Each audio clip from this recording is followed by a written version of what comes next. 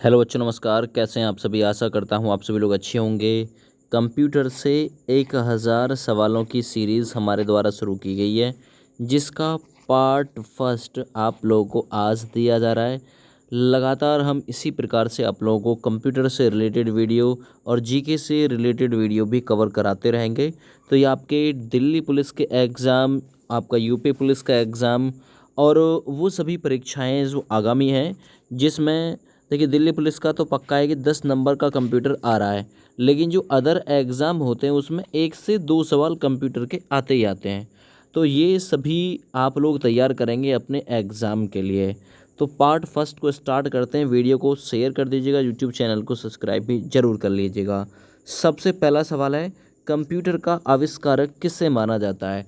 तो इस सवाल का राइट आंसर रहेगा चार्ल्स बेबेज को कंप्यूटर का आविष्कारक माना जाता है। ठीक है, इसी क्रम में सवाल नंबर 2 को करेंगे। सबसे पहला कंप्यूटर कौन सा था? तो सबसे पहला कंप्यूटर था ENIAC, यानी ENIAC। ये सबसे पहला कंप्यूटर था, याद रखिएगा। सवाल नंबर 3 करेंगे, आधुनिक कंप्यूटर की खोज सर्वप्रथम कब हुई? तो आधुनिक यानी आज के युग का जो कंप्यूटर है आधुनिक, इसकी खोज सबसे पहले कब हुई? तो 1946 यानी 1946 में हुई थी। राइट आंसर रहेगा तीसरा नंबर। सवाल नंबर 4 करेंगे, कंप्यूटर के क्षेत्र में महान क्रांति कब से आई? ये भी इम्पोर्टेंट क्वेश्चन है भाई। तो कंप्यूटर के क्षेत्र में जो महान क्रांति आई थी वो 1960 के दशक से आई थी। 1960 के दशक से आई थी। ये क्वेश्चन इम्पोर्टेंट है, पूछा जा चुका है एग्जाम में।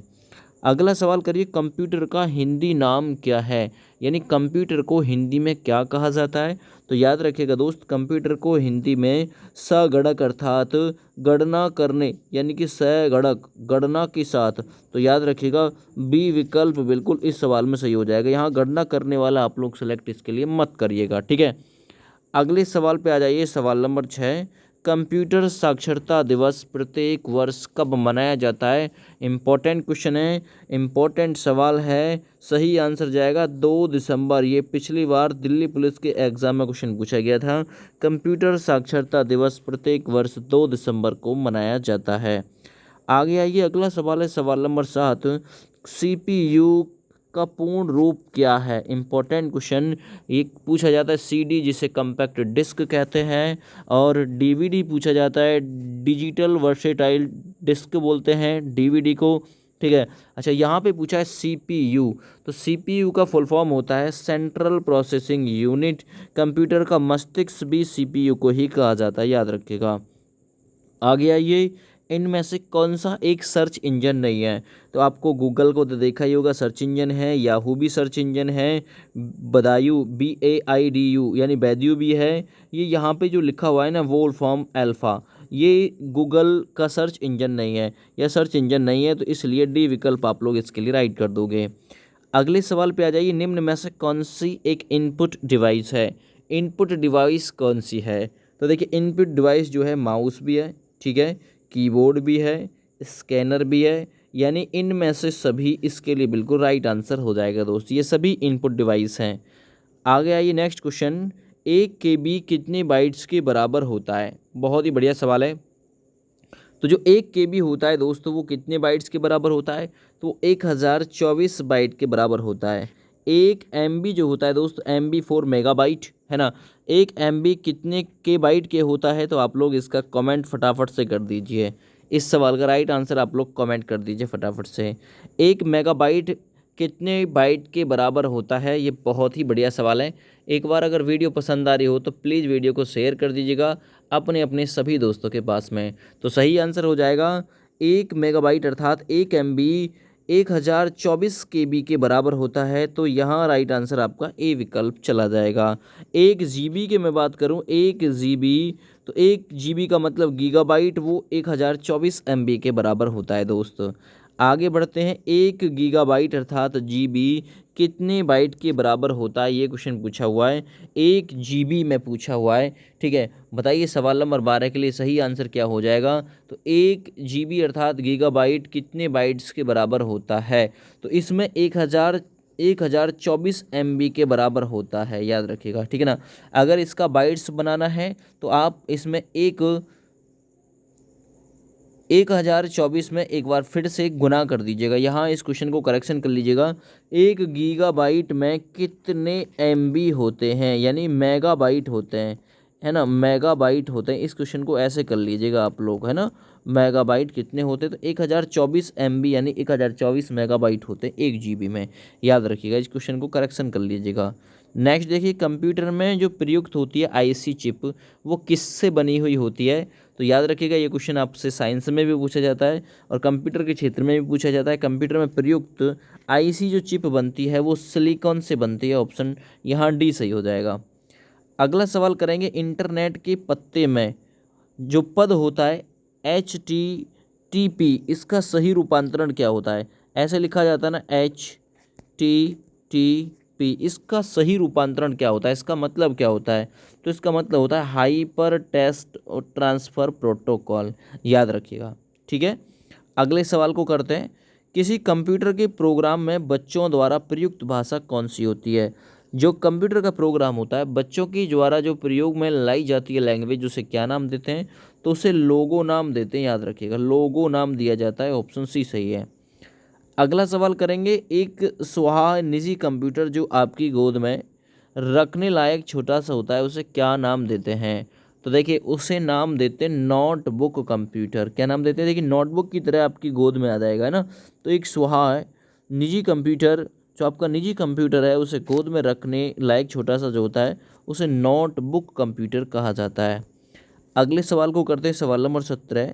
सवाल नंबर 17 दोस्त, कोंडा तर्क एक प्रोग्राम है, कोंडा तर्क एक प्रोग्राम है, वह निम्नलिखित में से किस प्रोग्राम का रूपांतरण है, तो याद रखिएगा जो कोंडा तर्क एक प्रोग्राम है ये किसका रूपांतरण है, तो ये कोंडा तरण से मशीन तक या कोंडा तरण से मशीन तक इसका रूपांतरण है ना, याद रखिएगा। किससे प्रोग्राम का रूपांतरण है, तो कोंडा तरण से मशीन तक का रूपांतरण है, याद रखिएगा। अगले सवाल पर बढ़ते हैं, सवाल नंबर रहेगा 18। मल्टी प्रोसेसिंग होती है, तो मल्टी प्रोसेसिंग किससे होती है दोस्तों, एक से अधिक प्रोसेसर के द्वारा, मल्टी का मतलब ही ज़्यादा से होता है, तो एक से अधिक प्रोसेसर के द्वारा होती है मल्टी प्रोसेसिंग, याद रखिएगा। आगे आइए, निम्नलिखित में से ऑप्टिकल मेमोरी कौन सी है, ऑप्टिकल मेमोरी कौन सी है, तो सही आंसर हो जाएगा CD-ROM को ऑप्टिकल मेमोरी कहा जाता है, तो ऑप्शन C दोस्त यहाँ पे सही हो जाएगा। अगले सवाल पे आ जाइए, CPU में कंट्रोल मेमोरी और तीसरा कौन सा यूनिट होता है, तो CPU में कंट्रोल एक मेमोरी और तीसरा यूनिट कौन सा होता है CPU में, ज़रा बताओ, तो याद रखिएगा वो होता है अर्थमेटिक लॉजिक, याद रखो अर्थमेटिक लॉजिक होता है, ठीक है। चलिए अगले सवाल पे आ जाइए, सवाल नंबर है आपका 21। CPU के ALU में होते हैं, जो CPU होता है सेंट्रल प्रोसेसिंग यूनिट, इसमें यहाँ ALU है ना, इसके LU जो होता है ALU इसमें क्या होता है, जरा बताइए जल्दी से फटाफट से, तो याद रखिएगा इसमें रजिस्टर होता है ना, रजिस्टर होता है, तो ऑप्शन B यहाँ बिल्कुल सही हो जाएगा। ALU की फुल फॉर्म क्या है, ALU की फुल फॉर्म आप लोग मुझे कमेंट करके बताइए फटाफट से, ALU की फुल फॉर्म क्या है। मैंने रोक रखी है वीडियो, फटाफट से आप लोग मुझे कमेंट करके बताइए ALU की फुल फॉर्म क्या है।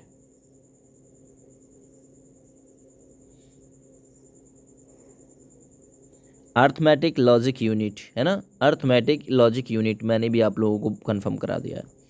आगे बढ़िए, नेक्स्ट, गणना और तुलना के लिए कंप्यूटर के किस भाग का प्रयोग किया जाता है, अगर गणना करनी हो तो अर्थमेटिक, अभी बताया मैंने आप लोगों को, क्या बताया था, arithmetic logic unit, arithmetic logic unit लगाना पड़ेगा। अगर गणना और तुलना करनी है कंप्यूटर के भाग का, किस भाग का, तो ALU का प्रयोग किया जाता है अगर गणना और कंपैरिजन करना है, तो याद रखिएगा ये चीज़। आगे आ जाइए, नेक्स्ट, एक हार्डवेयर डिवाइस जो डाटा को अर्थपूर्ण इन्फॉर्मेशन में परिवर्तित करता है, तो एक हार्डवेयर डिवाइस जो डाटा को अर्थपूर्ण इन्फॉर्मेशन में परिवर्तित करता है वो क्या कहलाता है, तो दोस्तों वो प्रोसेसर कहलाता है, याद रखिएगा। आगे बढ़ते हैं, प्रोसेसर के 3 मुख्य भाग हैं, तो प्रोसेसर के 3 मुख्य भाग कौन कौन से होते हैं, देखिए एक तो होता है आपका अर्थमेटिक लॉजिक यूनिट, एक होता है कंट्रोल यूनिट, तीसरा होता है रजिस्टर। ये प्रोसेसर के 3 मुख्य भाग होते हैं। तो इस प्रकार से राइट आंसर आपका बी विकल्प के साथ में चला जाएगा। अगला करते हैं CPU यानी सेंट्रल प्रोसेसिंग यूनिट और IO के बीच सिग्नलों के मूवमेंट को कौन नियंत्रित करता है। तो इनके बीच कौन करता है, तो याद रखिएगा, देखिए नियंत्रण की बात आ रही है तो कोई कंट्रोल ही कर रही होगी यूनिट, तो कंट्रोल यूनिट नियंत्रित करता है। इस प्रकार से ए विकल्प दोस्त इसका बिल्कुल राइट हो जाएगा। आगे आइए, कंप्यूटर के सेंट्रल प्रोसेसिंग यूनिट अर्थात CPU यूनिट का फंक्शन है। तो फंक्शन क्या है इसका ज़रा बताइए फटाफट से। तो देखिए ये फंक्शन यानी कि जो काम करता है वो गणनाएं और प्रोसेसिंग करता है, ये इसके फंक्शन है, याद रखना है ना। ठीक है, तो कंप्यूटर के सेंट्रल प्रोसेसिंग यूनिट यानी CPU का फंक्शन क्या है, तो वो गणनाएं और प्रोसेसिंग करता है। अगले सवाल पे आ जाइए, निम्न में से कौन सा कंप्यूटर का बुनियादी कार्य नहीं है, अर्थात कंप्यूटर इनमें से क्या नहीं करता है, बुनियादी कार्य नहीं है। डाटा को प्रोसेस करना ये तो है भाई, इनपुट को स्वीकार करना ये भी है, डाटा को स्टोर करना ये भी है, फिर कौन सा नहीं है, टेक्स्ट को स्कैन करना, ये कंप्यूटर का बुनियादी कार्य नहीं है, याद रखना। आगे बढ़ो सवाल नंबर 28 की तरफ। परिचालन संपन्न करता है, जो परिचालन है वो क्या संपन्न करता है, जरा बताइए। तो जो परिचालन है दोस्तों ALU अर्थात अर्थमेटिक है ना, तो परिचालन संपन्न करता है क्या, अर्थमेटिक संपन्न करता है। तो विकल्प बी बिल्कुल राइट हो जाएगा इसके लिए। सवाल नंबर 29 पे आगे, कंप्यूटर में अधिकांश प्रोसेसिंग किस में होती है। जो कंप्यूटर होता है ना इसमें अधिकांश जो प्रोसेसिंग होती है, तो आपको पता है कि भाई CPU कहाँ पे, क्योंकि मस्तिष्क कहा जाता है, तो कंप्यूटर में अधिकांश प्रोसेसिंग जो होती है दोस्तों वो CPU में होती है, याद रखो। आ गया ये, कंप्यूटर निम्नलिखित में से कौन सा कार्य नहीं करता। तो एक कार्य कौन सा नहीं करता, देखिए प्रोसेसिंग तो करता है, इनपुटिंग भी करता है, आउटपुट भी देता है, प्रोसेसिंग भी करता है, अंडरस्टैंडिंग नहीं करता भाई, समझबूझ नहीं करता ये। तो बी विकल्प यहाँ दोस्त इसके लिए राइट हो जाएगा। अगले सवाल पे आ जाइए, सवाल नंबर 31। प्रमुख मेमोरी जिसे नाम देते हैं मेन मेमोरी है ना, जो प्रमुख मेमोरी होती है किससे यानी किसकी समन्वय से कार्य करती है, जो प्रमुख मेमोरी होती है वो किसकी समन्वय से काम करती है, तो वो CPU के समन्वय से काम करती है ना। रैंडम एक्सेस मेमोरी होती है ये, CPU यानी सेंट्रल प्रोसेसिंग यूनिट होती है। आगे बढ़िए नेक्स्ट क्वेश्चन की तरफ। माइक्रो प्रोसेसर जो कंप्यूटर का मस्तिष्क होता है उसे कहा जाता है, तो उसे क्या कहा जाता है, माइक्रो प्रोसेसर जो कंप्यूटर का मस्तिष्क होता है उसे माइक्रोचिप कहा जाता है। क्या कहा जाता है, माइक्रोचिप कहा जाता है। बी विकल्प सही हो जाएगा। अगले सवाल पे आ जाइए, कंप्यूटर द्वारा प्रोड्यूस किया गया परिणाम है, तो कंप्यूटर द्वारा प्रोड्यूस किया गया परिणाम क्या है, तो वो है इनमें से आउटपुट, याद रखना। तो परिणाम यानी परिणाम कहाँ मिलेगा, इनपुट डालोगे आउटपुट मिलेगा तभी परिणाम मिलेगा, तो ऑप्शन सी बिल्कुल सही हो जाएगा। सवाल नंबर आ जाइए 34 पे, इनपुट का आउटपुट में रूपांतरण किसके द्वारा किया जाता है। तो इनपुट का आउटपुट में जो चेंज किया जाता है वो याद रखना CPU के द्वारा किया जाता है, तो ऑप्शन यहाँ बी विकल्प बिल्कुल राइट हो जाएगा दोस्तों। अगले सवाल पे बढ़ते हैं, प्रोसेस्ड डाटा को क्या कहा जाता है, जो प्रोसेस्ड डाटा होता है उसे क्या नाम दिया जाता है। तो देखिए यहाँ प्रोसेस्ड लिखा हुआ है तो इसे प्रोसेस कहते हैं, प्रोसेस याद रखना है ना। तो प्रोसेस्ड जो डाटा होता है उसे प्रोसेस नाम दिया जाता है। आगे बढ़िए, CPU का मुख्य घटक क्या है, ये क्वेश्चन इंपॉर्टेंट है। CPU कंट्रोल यूनिट भी है, मेमोरी भी है, अर्थमेटिक लॉजिकल यूनिट है ना, ये इसके मुख्य घटक कहलाएंगे। ये ALU की फुल फॉर्म है ना, तो ये सभी बिल्कुल सही हो जाएगा। CPU के मुख्य घटक कंट्रोल यूनिट भी है, मेमोरी भी है और अर्थमेटिक लॉजिक यूनिट भी है। अगले सवाल पे आ जाइए, कंप्यूटर की क्षमता है, तो जो कंप्यूटर की क्षमता है वो कैसी है, निम्न है, उच्च है, असीमित है। देखिए किसी भी कंप्यूटर को आप लोग खरीद के लेके आओगे तो उसमें पहले बोल देगा भाई इतने GB इतने KB, तो यानी कि उसकी जो कंप्यूटर की जो क्षमता होती है, मोबाइल कंप्यूटर इन सभी की क्षमता जो होती है वो सीमित होती है, याद रखना। आगे आइए, कंप्यूटर को किस प्रकार की बुद्धि की संज्ञा दी गई है, इंपॉर्टेंट क्वेश्चन है। कंप्यूटर को किस प्रकार की, तो कंप्यूटर को जो दी गई है वो कैसी, कृत्रिम बुद्धि, कैसी कृत्रिम बुद्धि की संज्ञा दी गई है। तो याद रखिएगा बी विकल्प बिल्कुल सही आंसर हो जाएगा, कंप्यूटर को कृत्रिम बुद्धि की संज्ञा दी गई है। आगे आइए, मनुष्य की स्मरण शक्ति कंप्यूटर की तुलना में होती है, तो मनुष्य की जो स्मरण शक्ति होती है वो कंप्यूटर की तुलना में बहुत जर्नल कैटेगरी यानी सामान्य स्तर की होती है। तो ए विकल्प बिल्कुल सही हो जाएगा दोस्तों। सवाल नंबर 40 पे आ जाइए। मानव मन तथा कंप्यूटर में किसकी गति अधिक है? बताइए। तो मानव का मन अभी यही है, थोड़ी देर में आगरा पहुंच जाएगा, थोड़ी देर में छत्तीसगढ़। तो मानव मन तथा कंप्यूटर में जो गति अधिक है वो मानव के मन की अधिक है, याद रखना। 41 नंबर पे आ जाइए। ईडीपी क्या है, यानी ईडीपी की फुल फॉर्म क्या है? ये इंपॉर्टेंट सवाल है भाई। ईडीपी की फुल फॉर्म क्या है? आप लोगों को पता है तो बिल्कुल कमेंट करके बता सकते हैं। तो इसका मतलब होता है इलेक्ट्रॉनिक डाटा प्रोसेसिंग, है ना। ईडीपी पूछ सकता है, ईडीपी की फुल फॉर्म तो इलेक्ट्रॉनिक डाटा प्रोसेसिंग है। ऑप्शन डी बिल्कुल सही हो जाएगा दोस्तों। और इम्पोर्टेंट क्वेश्चन है, आगे आइए। कंप्यूटर में सूचना किससे कहा जाता है? बताइए, कंप्यूटर में सूचना किससे कहा जाता है?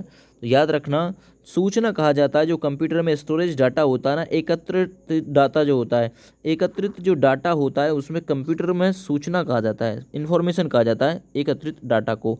तो ऑप्शन सी सही हो जाएगा दोस्तों। आगे आइए नेक्स्ट। कंप्यूटर में डाटा किससे कहा जाता है? जरा बताइए, कंप्यूटर में डेटा किससे कहा जाता है? डेटा है तो याद रखना, कंप्यूटर में डेटा किससे कहा जाता है? तो डेटा कहा जाता है चिन्ह व संख्यात्मक सूचना को। चिन्ह यानी सिंबल व संख्यात्मक, यानी जो आपके नंबरिक सिस्टम जो होता है ना, सिंबल और जो नंबरिक सिस्टम होता है, इसे कंप्यूटर में डेटा कहा जाता है, याद रखो। अगले सवाल पे आ जाइए। इनपुट का आउटपुट में रूपांतरण किसके द्वारा किया जाता है? Important question. तो इनपुट डालो आउटपुट निकालो, ये काम होता है सीपीयू के द्वारा। ऑप्शन सी सही हो जाएगा दोस्तों। अगले सवाल पे आ जाइए। कंप्यूटर में जाने वाले डेटा को क्या नाम दिया जाता है? जो कंप्यूटर में जाता है डाटा उसे इनपुट कहा जाता है। जो कंप्यूटर से इनपुट डाल के बाहर बाहर निकाला जाता है दोस्त, उसे आउटपुट कहा जाता है। ठीक है, तो कंप्यूटर में जाने वाले डाटा को इनपुट कहा जाता है दोस्त। आगे बढ़ते हैं। डाटा प्रोसेसिंग या डेटा प्रोसेसिंग का अर्थ क्या होता है? इंपॉर्टेंट सवाल है। तो डाटा प्रोसेसिंग का जो अर्थ होता है वो होता है वाणिज्यिक उपयोग के लिए जानकारी तैयार करना। ये डेटा प्रोसेसिंग का अर्थ कहलाता है। तो ऑप्शन यहाँ दोस्त डी बिल्कुल राइट कर दोगे आप लोग। सवाल नंबर 47 इंपॉर्टेंट क्वेश्चन है। एटीएम ऑटोमेटिक टेलर जो मशीन होता है, ठीक है ना, ऑटोमेटिक टेलर मशीन, इसका मतलब क्या होता है? तो एटीएम क्या होता है? बिना स्टाफ के नकदी देने का कार्य करने वाला एक सिस्टम होता है। तो ए ऑप्शन सही हो जाएगा। एटीएम, एटीएम मशीन पे आप लोग देखेंगे कि कोई नहीं मिलेगा लेकिन आपको नकदी मिल जाएगी। तो बिना स्टाफ के नकदी देने का काम किया जाता है एटीएम के द्वारा। अगला सवाल, कंप्यूटर प्रोसेस द्वारा इंफॉर्मेशन में परिवर्तित किए जाते हैं। तो क्या परिवर्तित किया जाता है? तो कंप्यूटर का जो प्रोसेस होता है दोस्त, इसके द्वारा जो इंफॉर्मेशन में परिवर्तित किया जाता है वो डेटा परिवर्तित किया जाता है। तो याद रखिएगा, इसलिए डेटा यहाँ बिल्कुल सही आंसर हो जाएगा। सवाल नंबर 49 पे आ जाइए। एक इलेक्ट्रॉनिक डिवाइस जो डेटा का इंफॉर्मेशन में कन्वर्सन करते हुए प्रोसेस करता है, क्या कहलाता है? तो याद रखना दोस्त, उसे प्रोसेसर की संज्ञा दी जाती है, प्रोसेसर कहा जाता है। एक इलेक्ट्रॉनिक डिवाइस जो डेटा को इंफॉर्मेशन में कन्वर्ट करते हुए प्रोसेस करता है तो प्रोसेसर कहलाएगा दोस्त। आगे आइए। प्रथम गणना यंत्र कौन सा था? इम्पोर्टेंट सवाल, शेयर कर दीजिएगा वीडियो को। तो जो प्रथम गणना यंत्र था दोस्तों, उसे नाम दिया गया था अबेकस, है ना, अबेकस नाम दिया गया था, याद रखो। अगले सवाल पे आ जाओ। पैकमैन नामक प्रसिद्ध कंप्यूटर किस काम के लिए बनाया गया था? इम्पॉर्टेंट क्वेश्चन है भाई। जो पैकमैन नामक कंप्यूटर बनाया गया था वो खेल से संबंधित काम को देखने के लिए बनाया गया था। इस प्रकार से ऑप्शन सी सही हो जाएगा दोस्त, है ना। पैकमैन, याद रखना, पैक करता है कौन? खिलाड़ी अपने सामान को पैक करता है, खेल से संबंधित है। किसने प्रथम मैकेनिकल कैलकुलेटर का निर्माण किया था? इसे स्टार मार्क कर लीजिएगा क्वेश्चन को। तो किसने सबसे पहले मैकेनिक कैलकुलेटर का इस्तेमाल किया था या निर्माण किया था? तो याद रखिएगा वो था ब्लेज पास्कल, ब्लेज पास्कल, याद रखो। आगे आइए अगले सवाल की तरफ। किसने पंच कार्ड का आरंभ किया था? ये क्वेश्चन भी आप लोग इंपॉर्टेंट कर दीजिएगा। पंच कार्ड का आविष्कार किसने किया था? और ये क्वेश्चन आप लोग मुझे ढूंढ के बताएंगे कि पंच कार्ड का आरंभ किसने किया था, जरा बताओ, अभी बता दो। पंच कार्ड का आरंभ किसने किया था? चलिए बताइए, बहुत बढ़िया। तो देखिए लिख लीजिएगा, पंच कार्ड का जो आरंभ किया गया था फ्रांस में 1803 ईस्वी में किया गया था। है ना। चलो, ये जोसेफ मैरी जैकवार्ड ने किया था। किसने? जोसेफ मैरी जैकवार्ड ने किया था। ठीक है, तो सही आंसर इस सवाल का जो जाएगा वो जाएगा आपका जोसेफ मैरी जैकवार्ड द्वारा, है ना।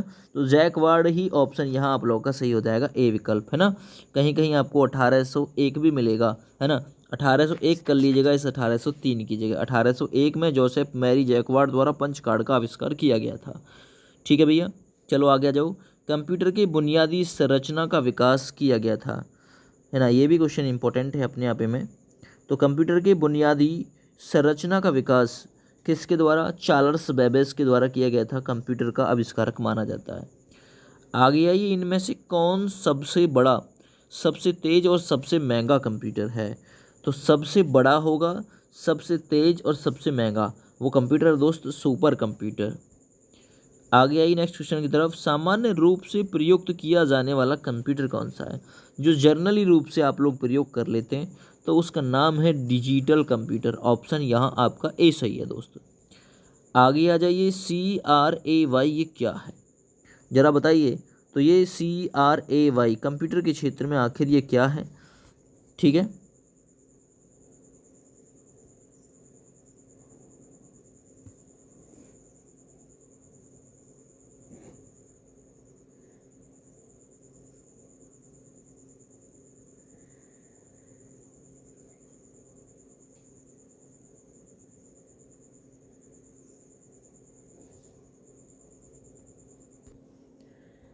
तो क्वेश्चन पूछा गया था CRAY कंप्यूटर के क्षेत्र में क्या है? तो ये एक सुपर कंप्यूटर है। क्या है दोस्त? ये एक सुपर कंप्यूटर है। अगर इसकी मैं यहाँ फुल फॉर्म की बात करूँ, CRAY, तो इसकी जो फुल फॉर्म है भाई, है तो थोड़ी सी लॉन्ग ही।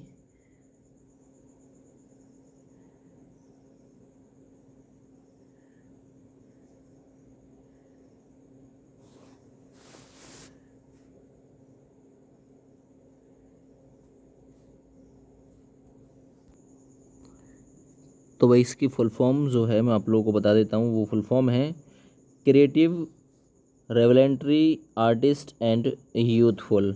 ये CRAY इसकी फुल फॉर्म है। ठीक है, ये जो कंप्यूटर है एक सुपर कंप्यूटर है, व्यावसायिक तौर पे यूज़ किया जाता है।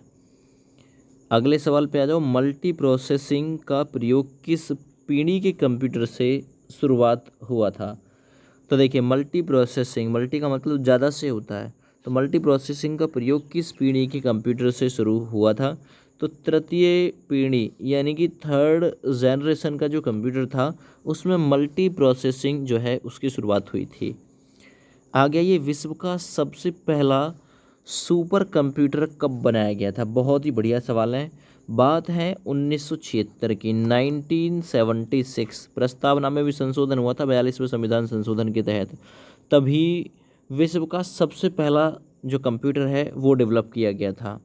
आगे बढ़िए, भारत में निर्मित प्रथम कंप्यूटर का नाम क्या है? ये भी स्टार मार्क कर लीजिएगा, ये भी क्वेश्चन उपयोगी है। तो जो भारत में बनाया गया था उस कंप्यूटर का नाम था सिद्धार्थ, है ना। तो ऑप्शन यहाँ आपका बी बिल्कुल सही आंसर के तौर पे दोस्त मान लिया जाएगा। अगले सवाल पे आ जाते हैं। सबसे तेज़ कंप्यूटर कौन सा होता है?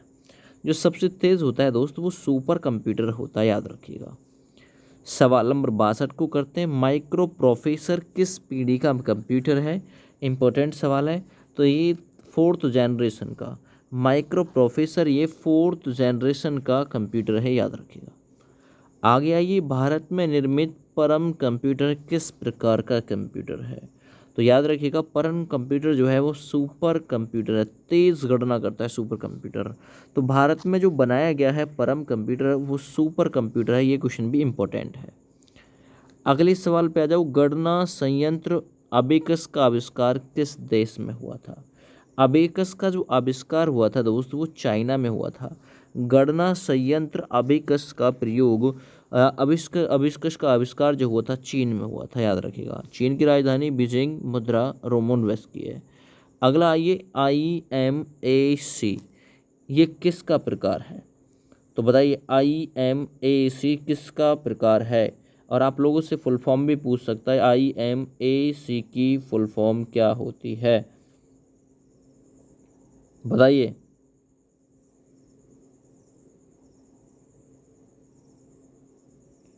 IMAC की फुल फॉर्म क्या होती है? तो देखिए, एक मशीन होती है। यहाँ आपका राइट आंसर ए विकल्प के साथ में चला जाएगा। IMAC एक प्रकार की क्या है दोस्त? ये मशीन है ना। तो इसकी फुल फॉर्म क्या हो सकती है? ये क्वेश्चन इम्पोर्टेंट है, पूछा जा सकता है।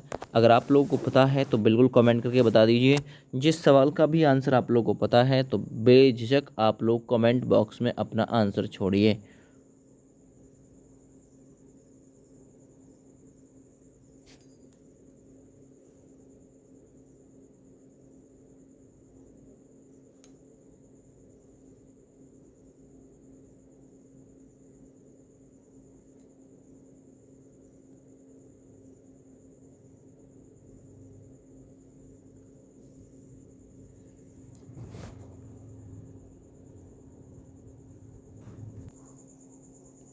तो ये एक प्रकार की मशीन है, फुल फॉर्म आप लोग खुद चेक कर लीजिएगा।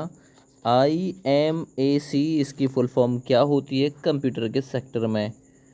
आगे बढ़िए, अगला है एनालिटिक इंजन का निर्माण किसने किया था? इंपॉर्टेंट क्वेश्चन है।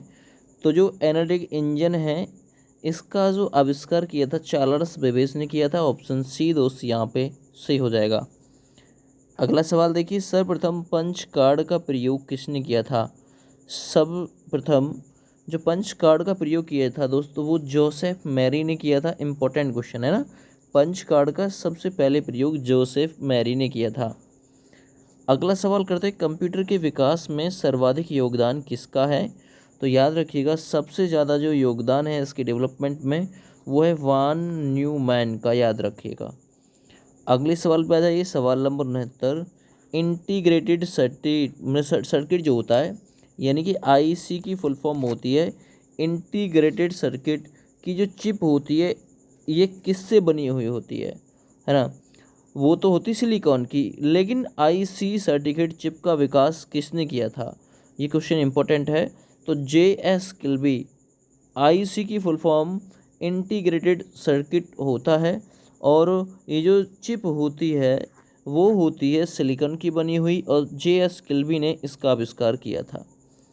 आगे आइए, चुंबकीय डिस्क पर किस पदार्थ की परत होती है? इंपॉर्टेंट सवाल है। चुंबकीय डिस्क पर दोस्त आयरन ऑक्साइड की परत होती है, इसलिए सही आंसर जाएगा यहाँ आपका ए ऑप्शन। अगला सवाल करते हैं, डिजिटल कंप्यूटर किस सिद्धांत पे काम करता है? जो आपका डिजिटल कंप्यूटर है दोस्त ये पूछा जाता है कि ये किस सिद्धांत पे काम करता है? तो ये गणना के सिद्धांत पे काम करता है। बी विकल्प बिल्कुल सही हो जाएगा। अगला देखिए, भारत में विकसित परम जो कि सुपर कंप्यूटर है इसका विकास से किस संस्था ने किया था? इंपॉर्टेंट क्वेश्चन है। भारत में विकसित है परम जो कि एक सुपर कंप्यूटर है, इसका विकास जो किया था CDAC संस्था ने किया था। CDAC संस्था ने किया था। इंपॉर्टेंट क्वेश्चन हो जाएगा। अगले सवाल पे आ जाइए, निम्न में से तेज कौन सा है ना, बताइए फटाफट से। निम्नलिखित में से तेज कौन सा है? तो रजिस्टर्स जो होते हैं दोस्त ये तेज होते हैं। सही आंसर हो जाएगा आपका ए विकल्प। अगला, किसने पहला इलेक्ट्रॉनिक कंप्यूटर ENICA या एनिक बनाया था, है ना। ये जो कंप्यूटर है एनिक ये सबसे पहले ये एक इलेक्ट्रॉनिक कंप्यूटर है, किसने बनाया था? तो ये यहाँ पे जो लिखा हुआ है प्रेस्पर एकर्ट और जॉन मोस्ले, याद रखना। प्रेस्पर एकर्ट और जॉन मोस्ले ने बनाया था एनिक कंप्यूटर। बी विकल्प सही। सवाल नंबर 75 देखिए, अगला है डॉट मैट्रिक्स किस उपकरण की किस्म है? तो याद रखिएगा, जो डॉट मैट्रिक्स है दोस्तों ये प्रिंटर की किस्म है, याद रखना प्रिंटर की किस्म है। अगले सवाल पे आते हैं, कीबोर्ड में फंक्शन की संख्या कितनी होती है? और ये क्वेश्चन जो है इसको आप लोग इम्पोर्टेंट कर लीजिएगा, क्योंकि जो कीबोर्ड होती है इसमें फंक्शन की जो संख्या होती है ना, F4 फंक्शन वो होती है आपकी 12 होती है। रट लेना ये क्वेश्चन 12 यानी 12 होती हैं। आगे आइए, किस प्रिंटर द्वारा एक स्ट्रोक में एक अक्षर प्रिंट होता है? तो ऐसा है दोस्त, लाइन प्रिंटर में। लाइन प्रिंटर वो प्रिंटर है जिसके द्वारा एक स्ट्रोक में एक ही अक्षर प्रिंट होता है। आगे आ जाइए जरा, इनमें से कौन एक इनपुट डिवाइस नहीं है? तो इनपुट डिवाइस देखिए मैग्नेटिक टेप भी है, जवाइक स्टिक भी है, मैग्नेटिक डिस्क भी है, मॉनिटर नहीं है, एक इनपुट डिवाइस याद रखो। आगे आ जाइए नेक्स्ट क्वेश्चन की तरफ। सर्वाधिक तेज़ गति का प्रिंटर कौन सा है? इंपॉर्टेंट सवाल है ये। सबसे ज़्यादा तेज़ गति का प्रिंटर पूछ रहा है तो वो लेजर प्रिंट हो जाएगा, सबसे ज़्यादा तेज़ गति इसी की होती है। आगे आइए, एलसीडी का फुल फॉर्म क्या होता है? इंपॉर्टेंट क्वेश्चन है, तो याद रखना एलसीडी की जो फुल फॉर्म होती है दोस्तों वो होती है लिक्विड क्रिस्टल डिस्प्ले। विकल्प ए बिल्कुल यहाँ आप लोग का सही हो जाएगा, एलसीडी जो शादी वगैरह में आप लोग को मिलती है। ठीक है, चलिए अगले सवाल पे आ जाइए। कंप्यूटर की मेमोरी में डाले गए कार्य को प्रदर्शित करता है। तो जो कंप्यूटर की मेमोरी में डाला गया कार्य है इसको प्रदर्शित कौन करता है दोस्तों? तो इसको प्रदर्शित करने का काम मॉनिटर का होता है, याद रखो। अगले सवाल पे आ जाओ, गेम खेलना किससे आसान हो जाता है? Important question. तो जो गेम खेलना है दोस्तों वो आसान हो जाता है, जॉयस्टिक के द्वारा खेलोगे तो आसान हो जाएगा। अगला सवाल देखिए, ये यहाँ पे लिखा हुआ है, कंट्रोल शिफ्ट और ALT को कौन सी कुंजियाँ कहा जाता है? जो कंट्रोल होती है, जो शिफ्ट होता है, जो ALT अलर्ट होता है, इसको कौन सी कुंजी कहते हैं? तो देखिएगा इसे मॉडिफायर कुंजी कहा जाता है। कौन सी कुंडी? तो कौन सी कुंजी कहा जाता है? मॉडिफायर कुंजी कहा जाता है। अगला क्वेश्चन देखिए, अधिकांश जो प्रोडक्ट्स होते हैं पर प्रिंटेड लाइनों के पैटर्न को क्या कहते हैं? जो अधिकांश जो प्रोडक्ट्स होते हैं इन पे जो प्रिंटेड लाइन होती है ना, प्रिंटेड, उन लाइनों को क्या कहा जाता है? तो याद रखिएगा इनको बार कोड कहा जाता है दोस्तों। क्या कहा जाता है? Bar code. ए विकल्प सही हो जाएगा। इसी क्रम में अगला सवाल कर लेते, OCR का फुल फॉर्म क्या होगा? तो याद रखिएगा OCR का फुल फॉर्म होगा ऑप्टिकल कैरेक्टर्स रिकग्नाइजेशन। तो यहाँ भी विकल्प बिल्कुल सही हो जाएगा। OCR इंपॉर्टेंट कर लीजिएगा, क्वेश्चन इंपॉर्टेंट है। एक फुल फॉर्म आएगी। निम्न में से कौन सा आउटपुट डिवाइस नहीं है? तो देखिए आउटपुट, जो प्रिंटर, आउटपुट का मतलब बाहर देना, मॉनिटर भी निकालता है, प्लाटर भी निकालता है, टच स्क्रीन। इंपॉर्टेंट क्वेश्चन हो गया ये, टच स्क्रीन दोस्त आउटपुट डिवाइस नहीं है। आगे देखिए, व्यक्तिगत कंप्यूटर हेतु सबसे साधारण स्टोरेज डिवाइस है, जरा बताइए कौन सा है फिर? तो व्यक्तिगत कंप्यूटर हेतु यानी पर्सनल कंप्यूटर हेतु सबसे साधारण स्टोरेज होती है फ्लॉपी डिस्क, याद रखना फ्लॉपी डिस्क। इंपॉर्टेंट है क्वेश्चन। अगला सवाल, मॉनिटर के डिस्प्ले आकार को कैसे मापा जाता है? किसके द्वारा मापते हैं? तो जो मॉनिटर का डिस्प्ले आकार होता है ना दोस्त, उसे डायगो, है ना, डायगोनली के द्वारा मापते हैं, याद रखो। अगले सवाल को कर लेते, कंप्यूटर में प्रिंटेड डायग्राम पाने के लिए यूज़ किया जाने वाला इनपुट डिवाइस क्या होता है? याद रखो, तो कंप्यूटर में प्रिंटेड डायग्राम पाने के लिए यूज़ किया जाने वाला इनपुट डिवाइस दोस्त स्कैनर कहलाता है। डी विकल्प से हो जाएगा। सवाल नंबर 90 पे आ जाइए, पहला कंप्यूटर माउस किसने बनाया था? इंपॉर्टेंट क्वेश्चन है। तो जो पहला कंप्यूटर माउस है दोस्त उसे बनाया था डगलस एंज अल्बर्ट, याद रखो, है ना, डगलस एंजलबर्ट ने बनाया था पहला कंप्यूटर माउस। सवाल नंबर 91, जब पीसी यानी पर्सनल कंप्यूटर पर किसी डॉक्यूमेंट पर कार्य करते हैं तब डॉक्यूमेंट अस्थायी रूप से स्टोर होता है। तो कहाँ पे अस्थायी रूप से स्टोर होता है? CPU यानी central processing unit, RAM random access memory, ROM read only memory, CD-ROM यानी कम्पैक्ट डिस्क, है ना, रीड ओनली मेमोरी, याद रखो। तो सही आंसर हो जाएगा RAM रैंडम एक्सेस मेमोरी, है ना। तो अस्थायी रूप से स्टोर हो जाता है, याद रखना एक चीज़, ये इंपॉर्टेंट क्वेश्चन हो जाएगा। रैंडम एक्सेस मेमोरी कंप्यूटर की स्थायी memory, read only memory, permanent memory कहते हैं। ये क्वेश्चन भी पूछ सकता है। अगले सवाल पर आ जाते हैं, कंप्यूटर की मुख्य मेमोरी क्या होती है? इंपॉर्टेंट क्वेश्चन है भैया। कंप्यूटर की जो मुख्य मेमोरी होती है वो क्या होती है? तो वो भीतरी जो होती है ना, कंप्यूटर की जो मुख्य मेमोरी होती है वो भीतरी होती है, याद रखो। आगे आइए, फ्लॉपी डिस्क किस प्रकार की मेमोरी से संबंधित है? फ्लॉपी डिस्क जो संबंधित है दोस्त वो एक्सटर्नल से संबंधित है ना। फ्लॉपी डिस्क जो होता है वो एक्सटर्नल मेमोरी के साथ रिलेट रहता है।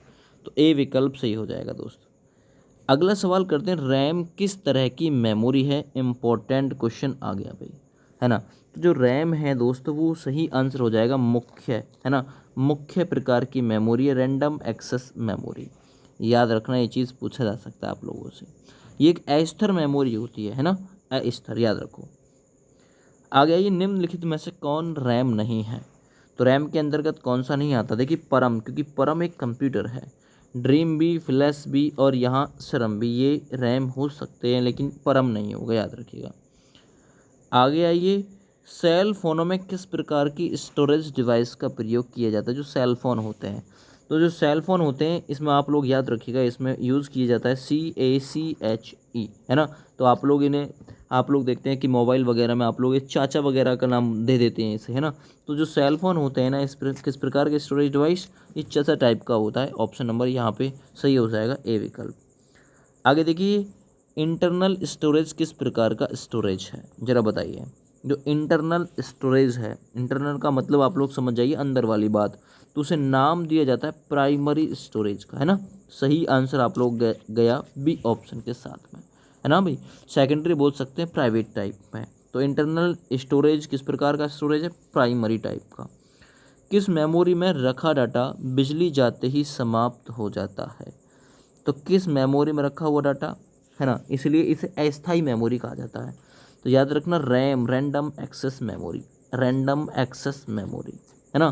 तो इस मेमोरी में रखा डाटा बिजली जाते ही ऑटोमेटिकली समाप्त हो जाएगा।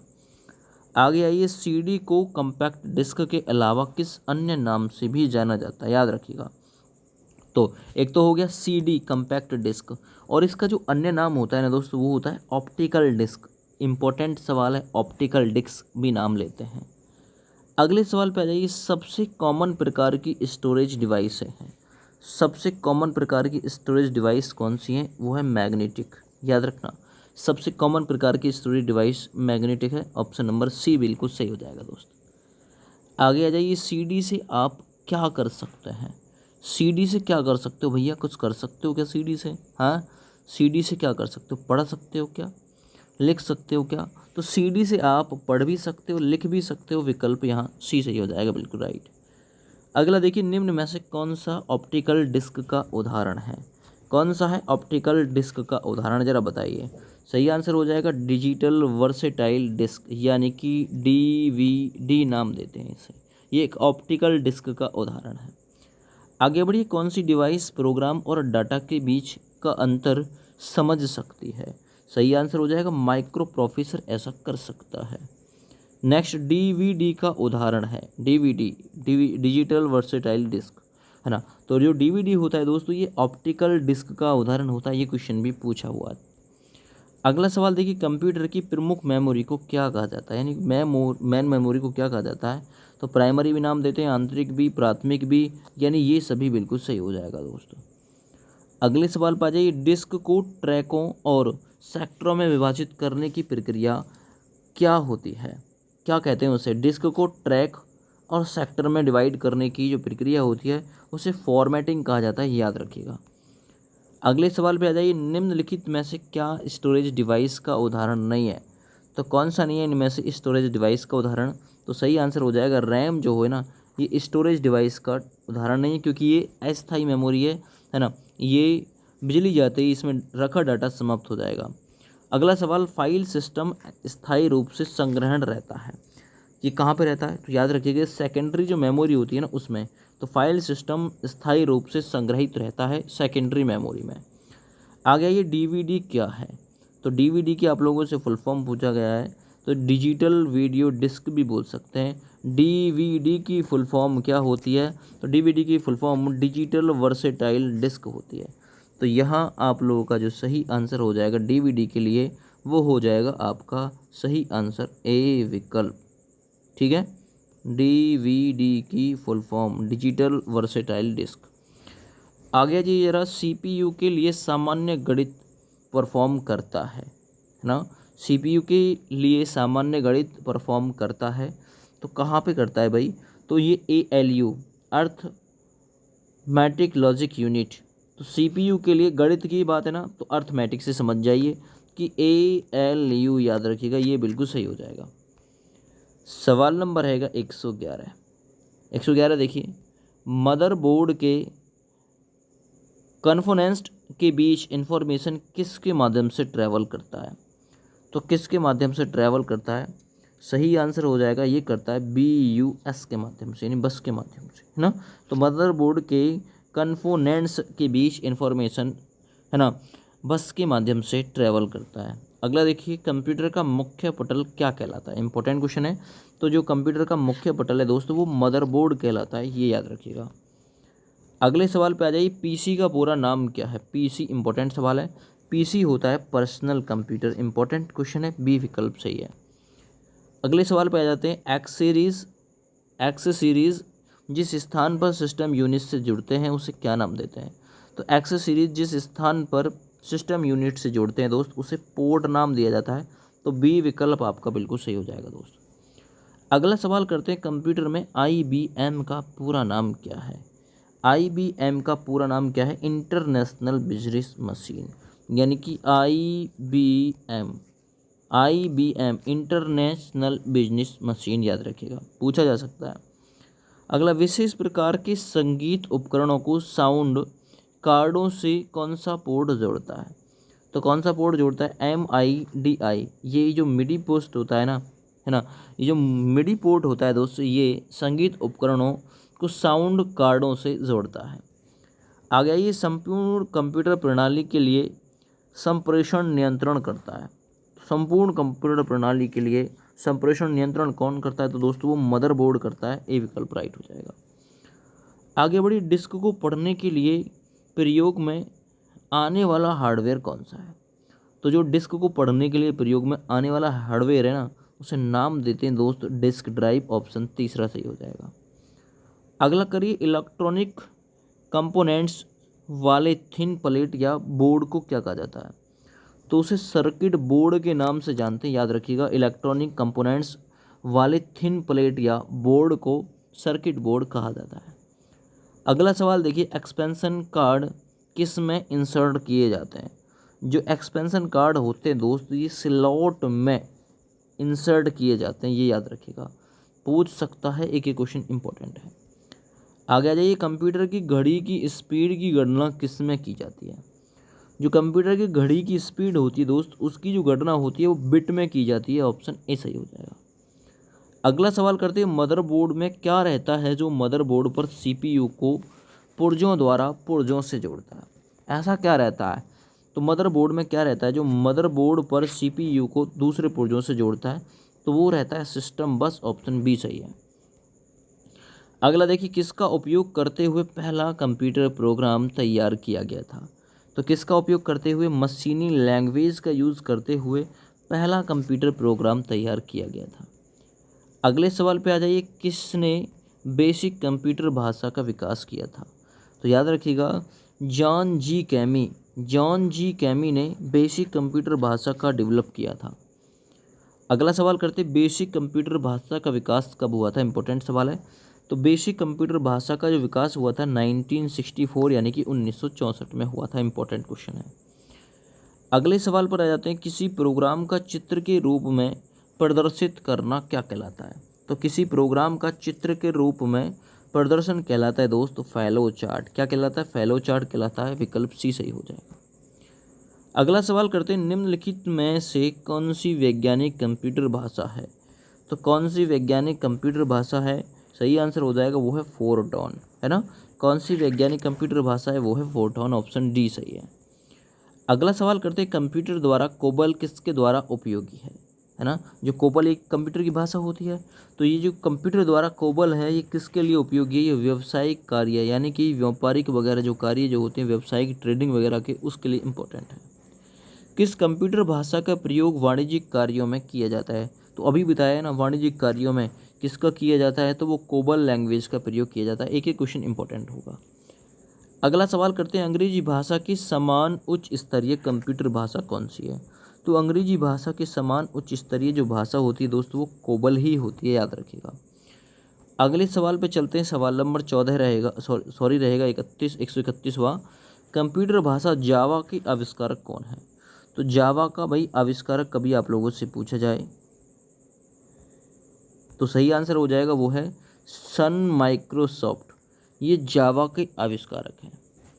आगे बढ़िए, सारे कंप्यूटर में लागू होती है, सारे कंप्यूटर में क्या लागू होती है, तो मशीनी भाषा बिल्कुल आप लोगों को देखने के लिए प्रत्येक कंप्यूटर में मिलेगी। अगले सवाल को कर लेते हैं, इंटरनेट पर प्रयुक्त कंप्यूटर लैंग्वेज कौन सी है। तो इंटरनेट पर प्रयुक्त जो कंप्यूटर लैंग्वेज है दोस्तों वो जावा है, ऑप्शन ए सही हो जाएगा। आगे आइए, यूनिक्स नामक ऑपरेटिंग प्रणाली विशेष रूप से किस हेतु प्रयोग में लाई जाती है। तो याद रखिएगा वेब सर्वर्स, है ना। यूनिक्स नामक ऑपरेटिंग जो प्रणाली होती है वो वेब सर्वर्स के लिए प्रयोग में लाई जाती है। आगे देखिए, किस प्रोग्रामिंग लैंग्वेज को ट्रांसलेटर की ज़रूरत नहीं होती। तो याद रखिएगा कौन सी प्रोग्रामिंग लैंग्वेज है जिसे ट्रांसलेटर की ज़रूरत नहीं होती, तो वो मशीनी लैंग्वेज है, ऑप्शन ए सही हो जाएगा दोस्तों। अगले सवाल पे आ जाइए, निम्नलिखित में से कौन सा मशीन इंडिपेंडेंट प्रोग्राम है। तो कौन सा मशीनी इंडिपेंडेंट प्रोग्राम है, तो वो है हाई लेवल लैंग्वेज, याद रखिएगा। आगे देखिए, गलती एक एल्गोरिदम है ना, जिससे गलत परिणाम निकलते हैं, इसे क्या कहते हैं। तो याद रखिएगा इसे लॉजिकल एरर कहते हैं, लॉजिकल एरर, जिसमें एरर ही मतलब लॉजिक नहीं लगे, गलती है तो लॉजिक कहाँ से लगेगी फिर। मशीनी लैंग्वेज क्या प्रयोग करती है दोस्त। जो मशीनी लैंग्वेज होती है दोस्त वो न्यूमेरिक कोड का प्रयोग करती है। आगे आइए, कंप्यूटर डाटा स्टोर और गणनाएं करने के लिए नंबर सिस्टम का प्रयोग करते हैं। तो किस नंबर सिस्टम का प्रयोग करते हैं दोस्तों, वो बाइनरी कंप्यूटर लैंग्वेज का प्रयोग करते हैं, बाइनरी का प्रयोग करते हैं, है ना, याद रखना बाइनरी सिस्टम। आगे जाइए, निम्नलिखित में से स्टोरेज का सबसे बड़ा यूनिट कौन सा होता है ना।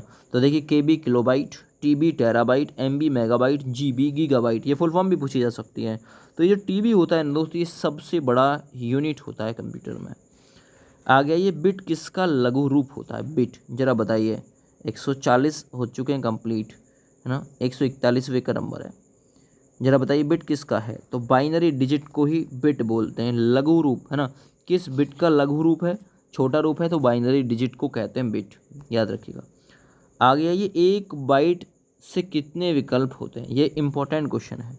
एक बाइट से कितने विकल्प होते हैं, तो याद रखिएगा एक बाइट से 8 विकल्प होते हैं, ऑप्शन सी सही हो जाएगा। आगे बढ़िए, कंप्यूटर मेमोरी की सबसे छोटी इकाई क्या कहलाती है। तो जो कंप्यूटर मेमोरी की सबसे छोटी इकाई है वो इंपॉर्टेंट क्वेश्चन कर लीजिएगा, उसे नाम बिट देते हैं। क्या नाम देते हैं दोस्त, उसे बिट नाम देते हैं। अगले सवाल पे आ जाइए, कितना बाइट मिलाकर 1 किलोबाइट बनता है ना। तो याद रखिएगा कितना बाइट मिलाकर 1 केबी यानी 1 किलोबाइट बनता है। तो कितने बाइट, 1024 बाइट मिलाएंगे तब जाके 1 किलोबाइट बनता है, याद रखना। आगे बढ़िए, बाइनरी नंबर प्रणाली में कितने अंक होते हैं, ये क्वेश्चन इंपॉर्टेंट कर लीजिएगा, ये क्वेश्चन इंपॉर्टेंट है। तो बाइनरी नंबर प्रणाली में दोस्त 2 अंक होते हैं मात्र, याद रखिएगा। आगे आइए, अक्षरों तथा चिन्हों को बाइट में स्टोरेज करने की विधि को क्या कहते हैं। तो अक्षरों तथा चिन्हों को बाइटों में स्टोरेज करने की जो विधि होती है दोस्त उसे कोडिंग विधि नाम देते हैं। क्या नाम देते हैं, कोडिंग विधि। अगला सवाल देखिए, कंप्यूटर में किसी शब्द की लंबाई किससे मापते हैं। तो जो कंप्यूटर में किसी शब्द की लंबाई मापनी है तो बिट से मापी जाती है, ऑप्शन यहाँ पे बी सही होगा। अगला देखिए, लॉजिक गेट क्या है। जो लॉजिक गेट होता है दोस्तों वो क्या है, तो एक प्रकार का ये सर्किट है, याद रखिएगा एक प्रकार का सर्किट है लॉजिक गेट। अगला देखिए, कंप्यूटर पर इंफॉर्मेशन किस रूप में स्टोरेज होता है। तो याद रखिएगा कंप्यूटर पर इंफॉर्मेशन जो होता है वो डिजिटल डाटा के रूप में स्टोरेज होता है। 150वां नंबर, कौन सा एक प्रोग्राम है जिससे कंप्यूटर का उपयोग करना आसान हो जाता है। कौन सा है, तो वो है यूटिलिटी, ऑप्शन यहाँ पे डी सही हो जाएगा। यूटिलिटी एक प्रोग्राम है जिससे कंप्यूटर का उपयोग आसान हो जाता है।